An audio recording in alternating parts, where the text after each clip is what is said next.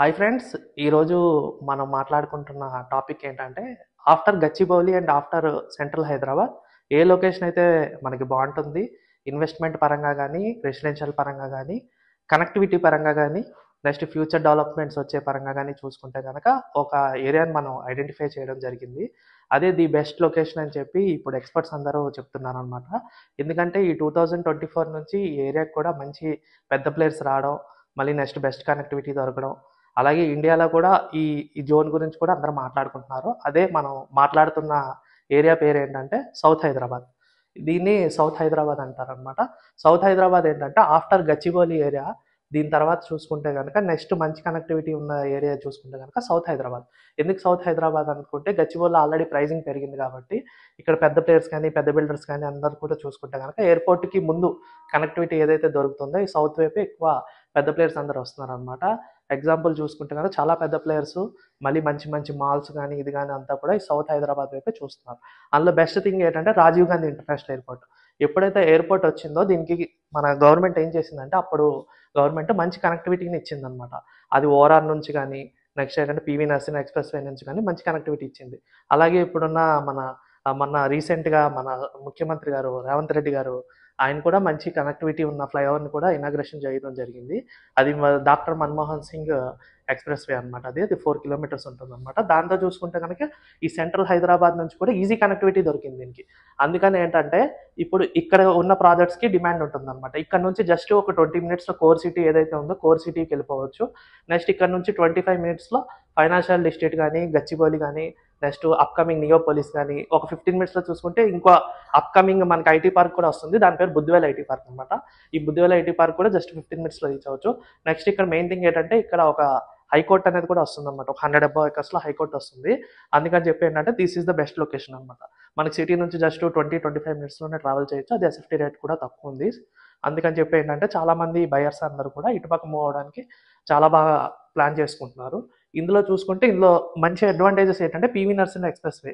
ఇది వచ్చేసి మనకి 11.5 కిలోమీటర్స్ ఉంటుంది. డైరెక్ట్గా కోర్ సిటీ ఏదైతే ఉందో మెహదీపట్నం అటు సైడ్ కలుస్తుంది అనమాట. అక్కడ నుంచి గచ్చిబౌలి వెళ్ళొచ్చు, జూబ్లీ హిల్స్ వెళ్ళొచ్చు.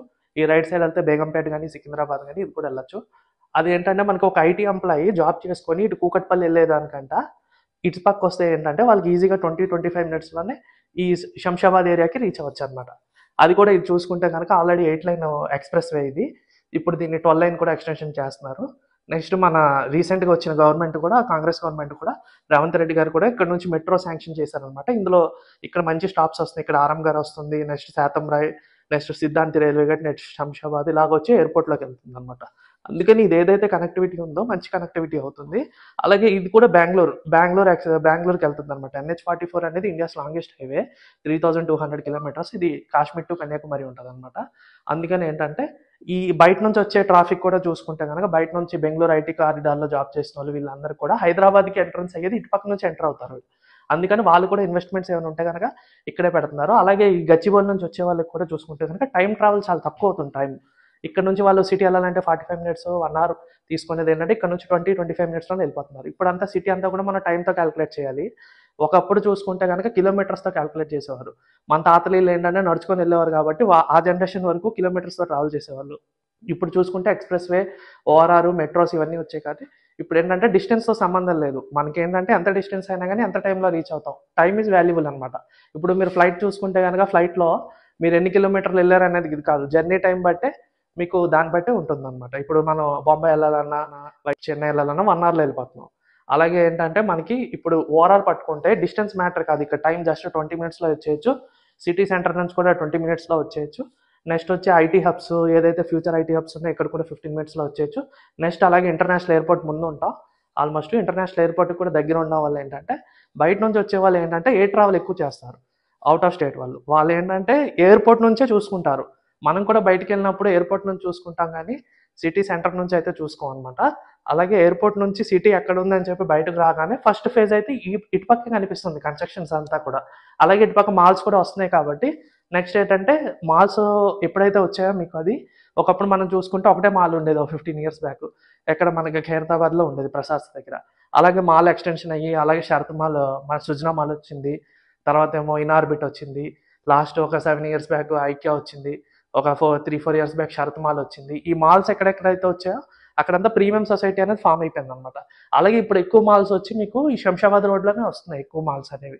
ఇప్పుడు అండర్ కన్స్ట్రక్షన్లో ఉన్నాయి. వన్స్ కనుక ఇది కనుక లైమ్ లైట్లో వన్స్ కనుక ఇది కనుక ఓపెన్ అయిపోతే డెఫినెట్లీగా అందరు కూడా ఒక లొకేషన్ అంటూ ఫామ్ అయిపోద్ది అనమాట. అలాగే చూసుకుంటే కనుక మెట్రో ఏదైతే వస్తుందో మెట్రో వచ్చే ప్రతి ఏరియా దగ్గర కూడా గజం అనేది 1.5 lakh అయ్యింది.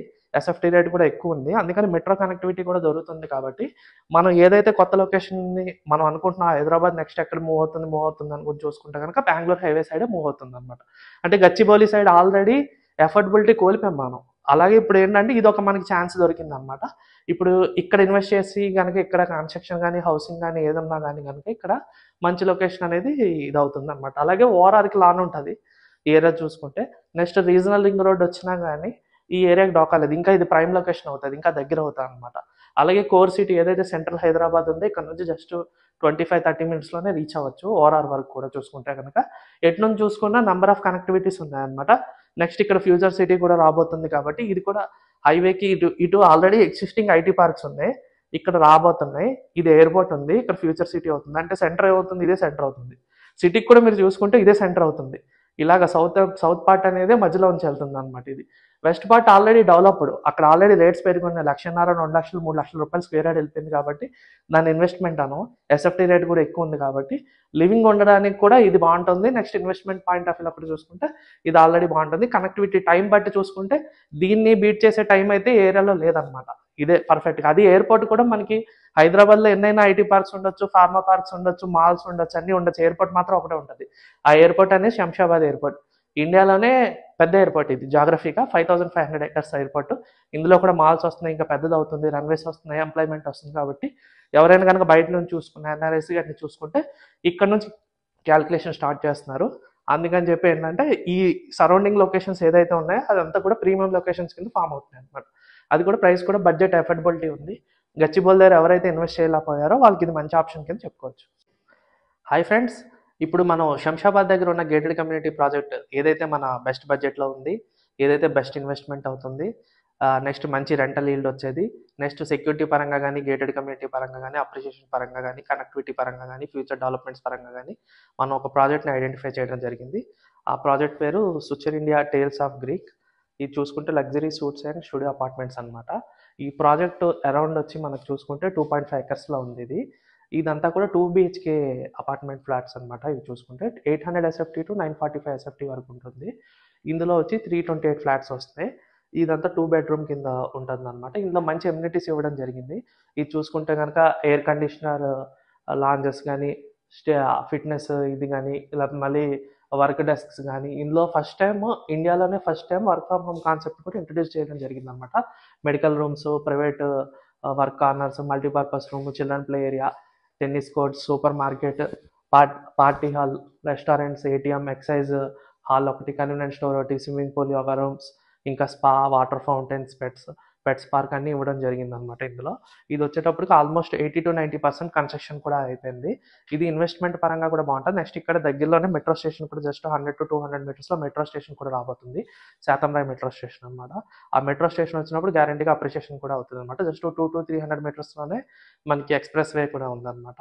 అక్కడ నుంచి గచ్చిబౌలి ఒక 20 minutesలో గచ్చిబౌలి వెళ్ళిపోవచ్చు. ఫైనాన్షియల్ డిస్ట్రిక్ట్ 20 minutesలో వెళ్ళొచ్చు. హైటెక్ సిటీ 25 minutesలో వెళ్ళొచ్చు. కోర్ సిటీ కూడా 30 minutesలో వెళ్ళొచ్చు.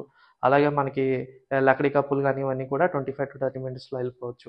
అందుకని బెస్ట్ కనెక్టివిటీ అవుతుంది అనమాట. ఇక్కడ ఎవరైతే కనుక ఫ్లాట్స్ ఇన్వెస్ట్మెంట్ పరంగా కూడా ఉండొచ్చు, నెక్స్ట్ వాళ్ళు రెసిడెన్షియల్ పరంగా కానీ తక్కువ బడ్జెట్లో less than 1 crore gated community కావాలంటే కనుక ఇది మంచి ఇది అవుతుంది అనమాట. స్టార్టింగ్ ఒక 70 lakhs రూపీస్ నుంచి స్టార్టింగ్ ఉన్నాయన్నమాట. ఇందులో చూసుకుంటే అరౌండ్ సైజెస్ కూడా ఏంటంటే అంత మనకి ఒక middle class gated community, middle class కూడా ఎఫర్ట్ చేసేలాగా, అప్పర్ మిడిల్ క్లాస్ కూడా ఎఫర్ట్ చేసేలాగా వీళ్ళు ఎస్ఎఫ్టీ సైజెస్ అనేది డిజైన్ చేయడం జరిగింది అనమాట.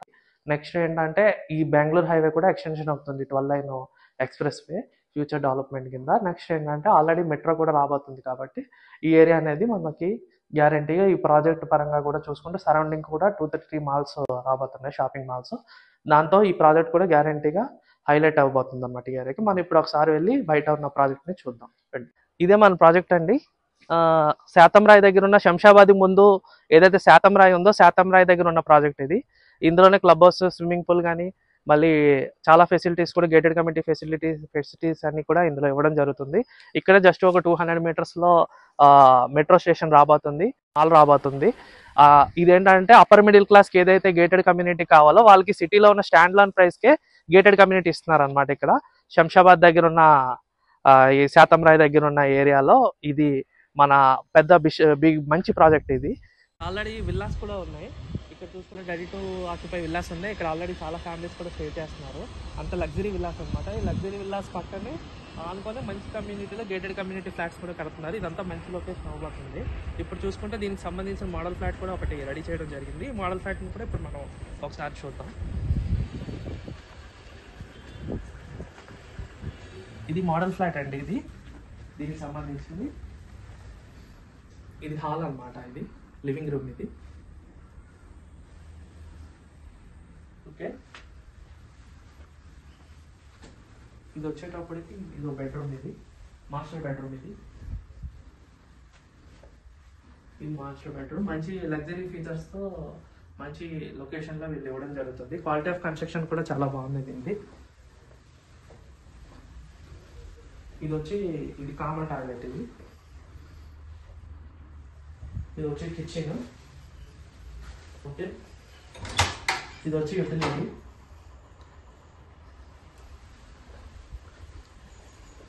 ఇది వచ్చి చిల్డ్రన్ బెడ్రూమ్. బాల్కనీ కూడా ఇవ్వడం జరిగింది. ఇది బాల్కనీ వస్తుంది. ఇది లానున్న వీళ్ళు ఇచ్చే ఏదైతే ఉందో అపార్ట్మెంట్, దాన్ని మోడల్ ఫ్లాట్ అనేది తయారు చేస్తారు అనమాట.